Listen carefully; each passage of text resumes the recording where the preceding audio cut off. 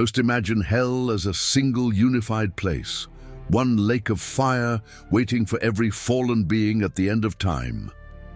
The truth is different.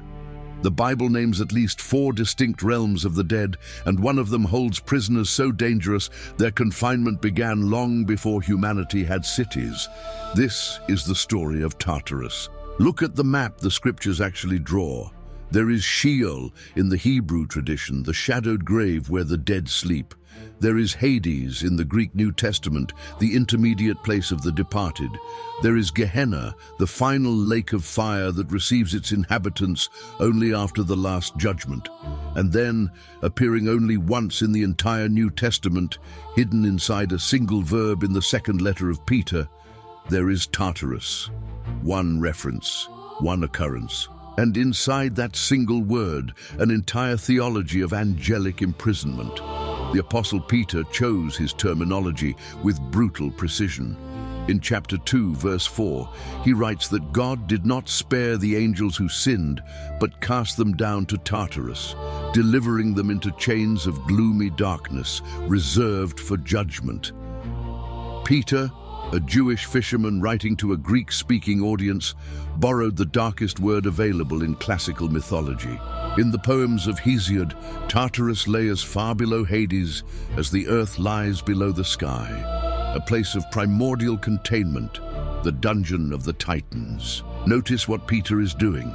He is not endorsing Greek myth. He is telling his readers, in a language they cannot misunderstand, that a specific category of beings is being held in the deepest possible confinement, not the human dead, not the ordinary demons who still move through the earth in the Gospels, a specific group of angels who committed a specific transgression at a specific moment in history.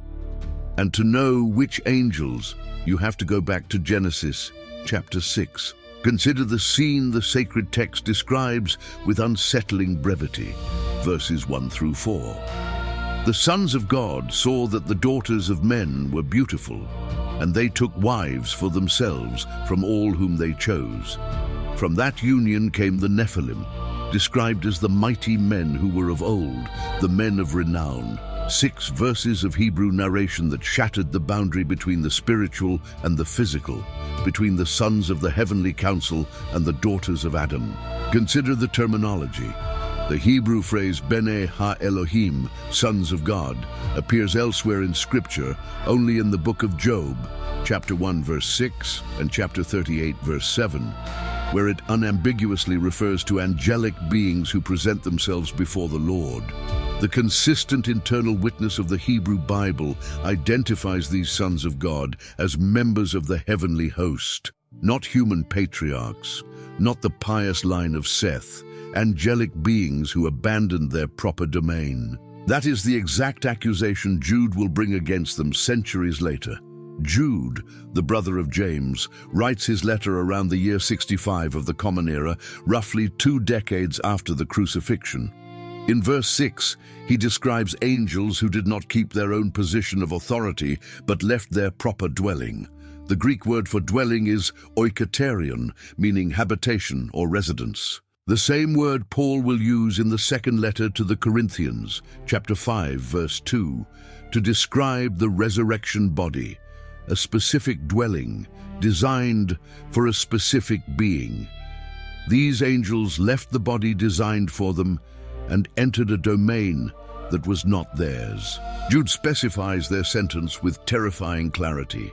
He has kept them in eternal chains under gloomy darkness for the judgment of the great day. The Greek is demoi idiwas hupozophon, everlasting chains beneath a darkness so thick it has its own name, Zophos. That word appears only 5 times in the entire New Testament. 4 of those occurrences describe the confinement of the fallen angels. This is not the darkness of an unlit room. It is the darkness of primordial absence, the darkness of the abyss before creation spoke light into being. Silence. Weigh what the biblical writers are telling you. Somewhere, in a dimension the ancient Hebrew and Greek writers could name but could not draw, a specific population of created beings sits bound. not tempting anyone, not whispering into human ears, not moving through the world like the demons Jesus cast out, bound, waiting. And they have been waiting for a period of time so extensive that human civilization itself did not exist when their sentence began. Estimate the scale. If the events of Genesis 6 occurred, as most conservative biblical chronologies place them, somewhere between 4,500 and 5,500 years before the present, then these angels have been in Tartarus for a duration that predates the earliest pyramids of Giza by roughly 1,000 years. They were already sealed when Sargon of Akkad built the first empire. They were already sealed when the wheel was invented in Mesopotamia. They were already sealed when writing itself emerged on clay tablets in Sumer. Their prison is older than the concept of a city. Dimension, the confinement. The Greek verb Peter uses is tartaru, formed directly from the noun Tartarus. It is a hapax legomenon, a word that appears only one time in the entire New Testament. Peter did not have to invent it. He borrowed it deliberately from the Greek religious vocabulary his audience already understood. In Hesiod's Theogony, written roughly 700 years before Christ, Tartarus is described as lying a 9-day fall below the earth. The distance from heaven to earth equaled the distance from earth to Tartarus. A brazen anvil dropped from the sky would fall for 9 days and 9 nights before reaching the world of men. Another 9 days and nights would be required to reach the pit of the Titans. Peter is not confirming Hesiod's cosmology. He is doing something rhetorically far more powerful. He is signaling to his readers that the angels who committed the Genesis 6 transgression are not held in the ordinary underworld.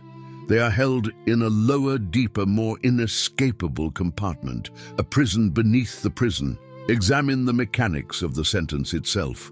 Peter says God cast them down. The Greek is tartarosis paradoken eis krisin terumenus. Cast into Tartarus, delivered into chains, being kept for judgment. 3 present tense participles stacked in sequence: kept, held, reserved. The imprisonment is not a past event that concluded. It is an ongoing state that has continued for millennia and continues at this moment. The chains are not metaphorical.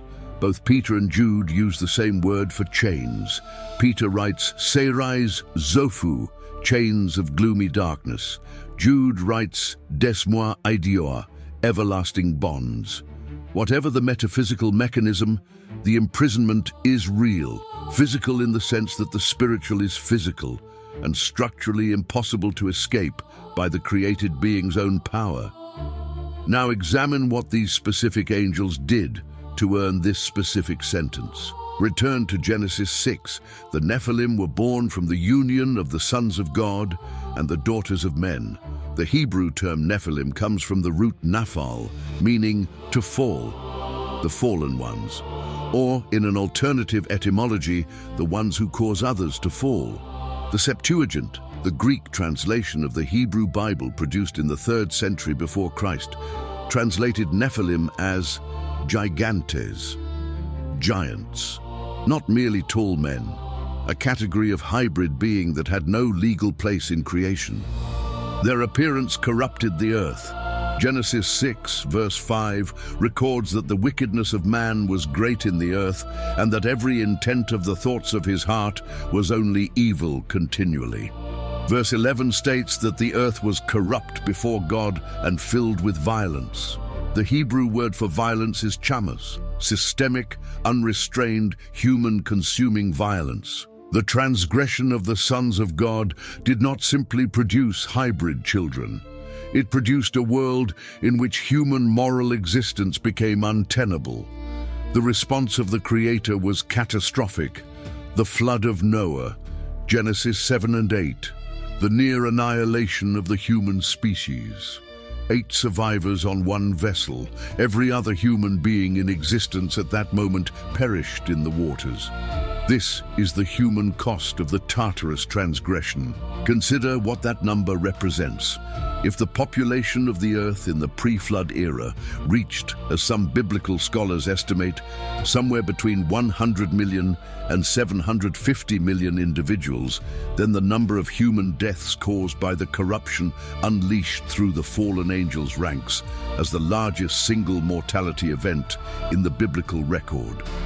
Larger than every plague, larger than every war, larger than every famine described in the Old Testament combined.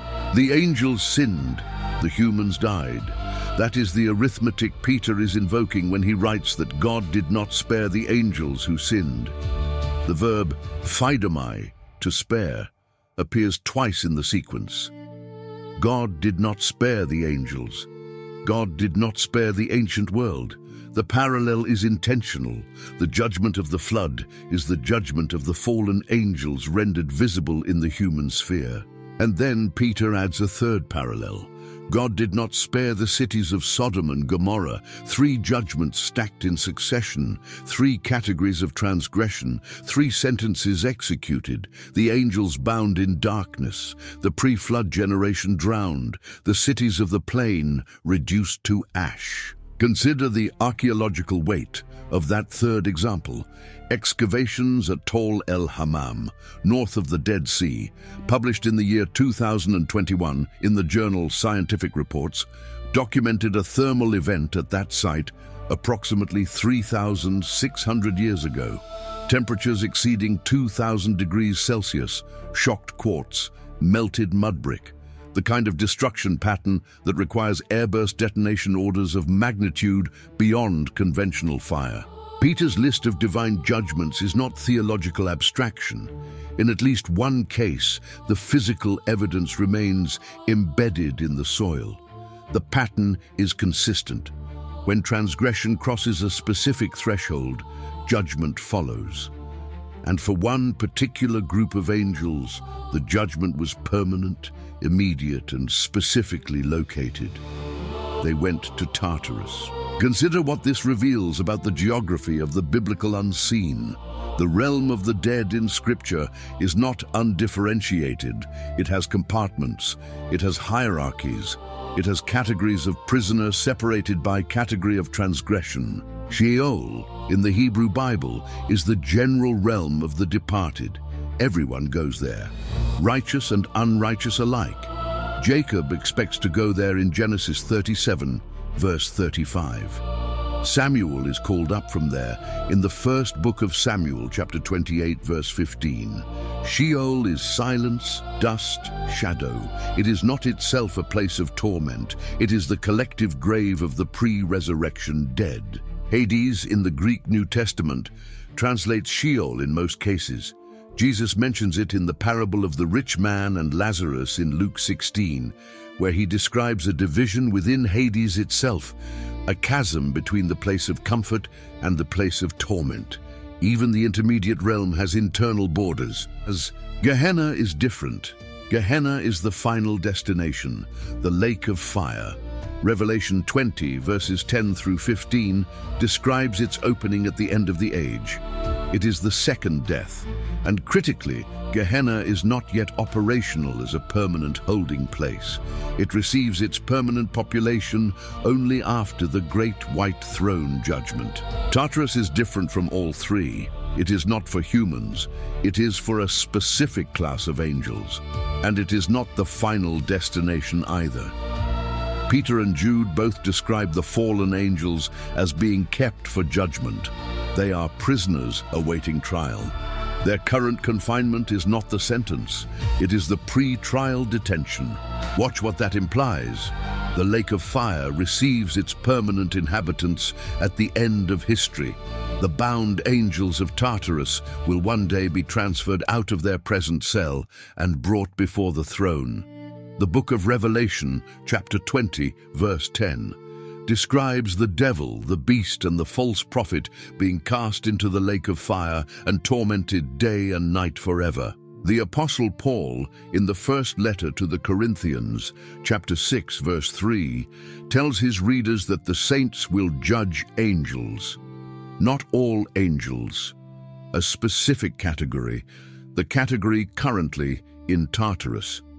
The saints will one day be witnesses at that trial. Consider the strangeness of that promise. Paul is telling ordinary Corinthian believers, first-century tradesmen and freed slaves, that they will one day sit in judgment over beings who once stood in the divine council. The moral order Paul describes reverses every intuitive hierarchy. The lowest in creation, redeemed humanity, will render verdict on the highest transgressors, the angels who left their dwelling. That is not a metaphor Paul invented. It runs consistently through the apocalyptic literature of the intertestamental period, and it is anchored in the concrete detail Peter provides about Tartarus.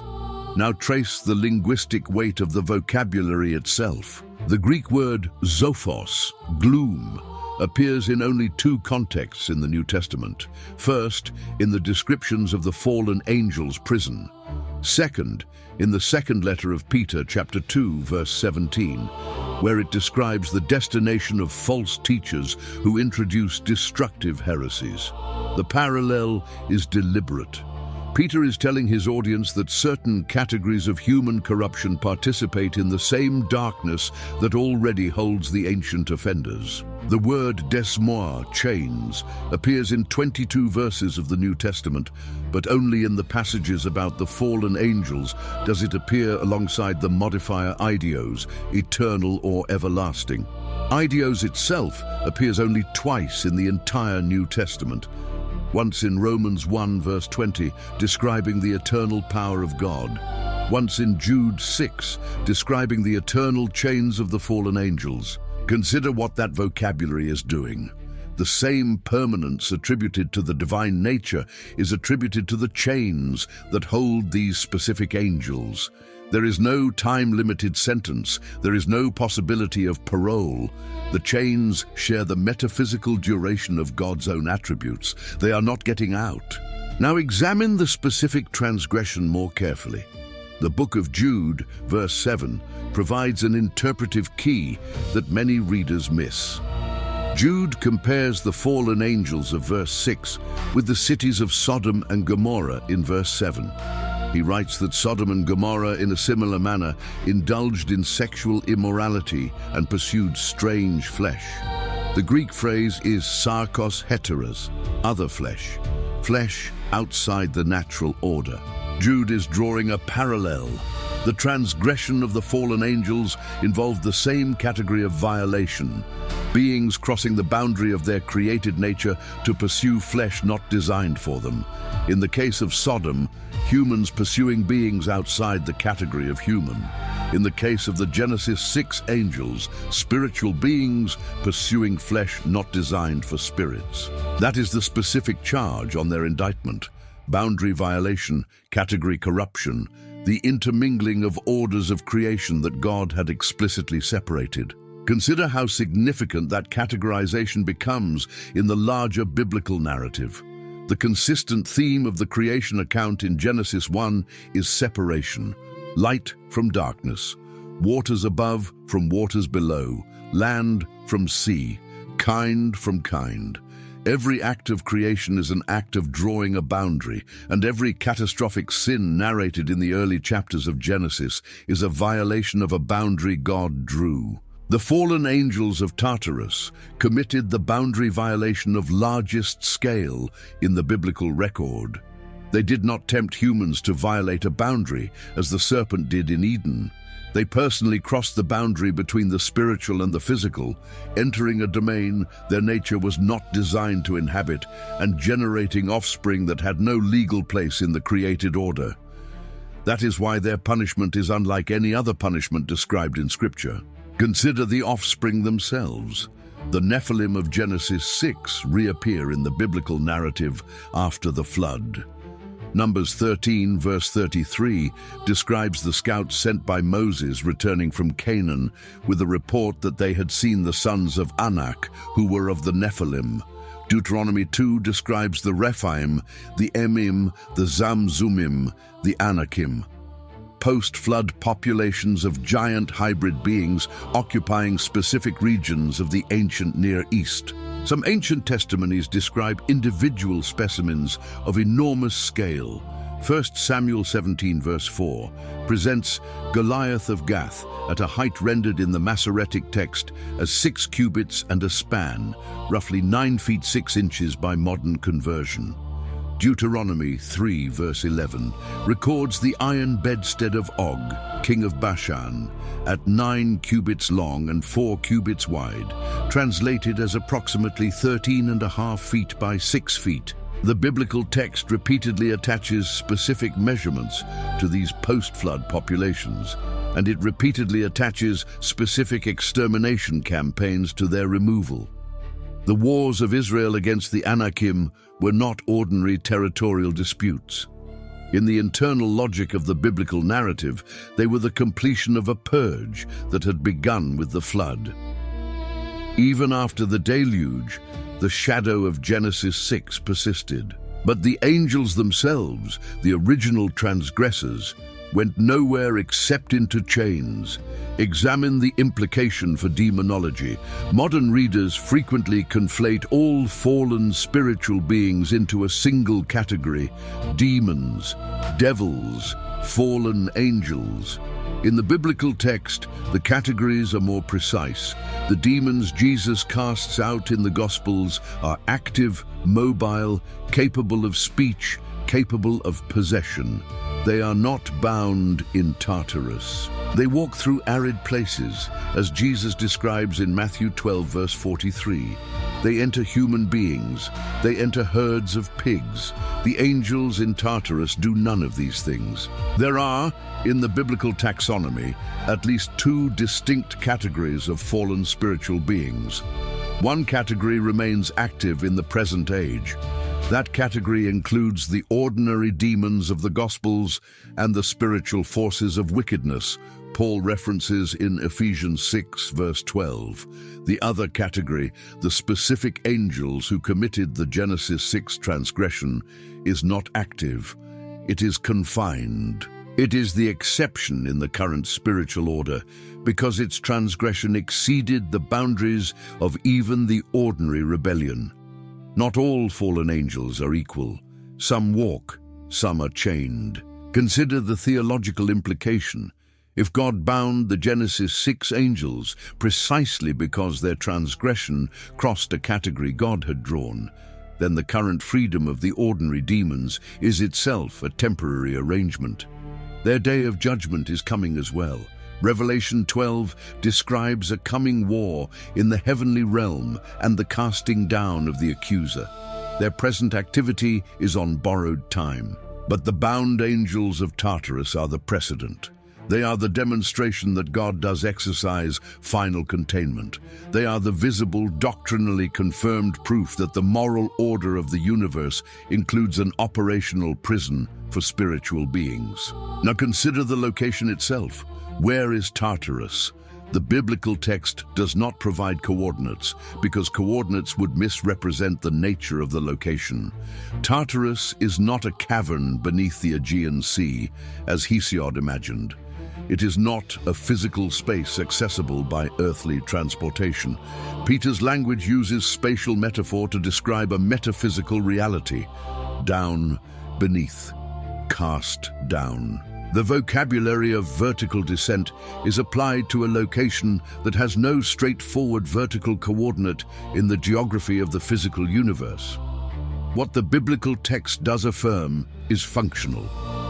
Tartarus is a place of confinement, of gloom, of chains, of waiting. It is not a place of active torment in the sense that Gehenna will be. It is a holding cell. The condemned are already sentenced, but their execution is deferred until the great day. That deferral is itself striking. In the human legal systems the biblical writers knew, capital sentences were typically carried out within days or weeks. The idea of a sentence pronounced thousands of years before its execution has no earthly parallel. It requires the biblical understanding of God's timeline, in which 1,000 years is like a day, as Peter himself writes in the 2nd chapter of his letter, verse 8. For the beings in Tartarus, the delay is not mercy. It is not opportunity for repentance. Their case is closed. Their verdict is fixed. The delay is a function of the larger divine schedule, a schedule that will conclude when the last human name is written into the book of life or omitted from it. They wait because history is not finished. Consider what that means for the present moment. As you read these words in a dimension that intersects with our own but is not our own, a specific population of created beings sits in chains.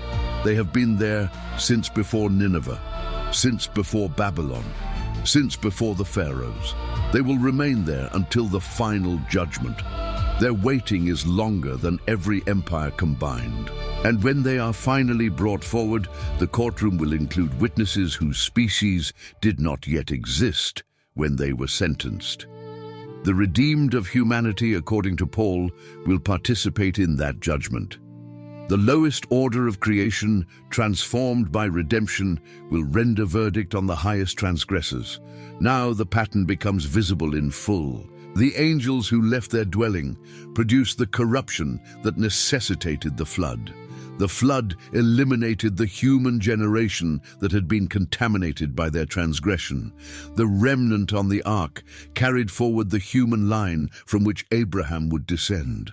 From Abraham came Israel. From Israel came the prophets. From the prophets came the promise of Messiah.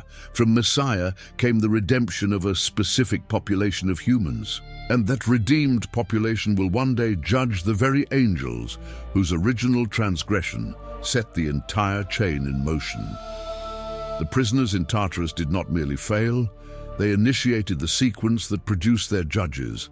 That is the shape of biblical justice, not merely retribution, not merely containment, a design in which the transgressor's own transgression produces the instrument of their eventual judgment. The Apostle Peter closes his passage about the fallen angels with a promise to his readers.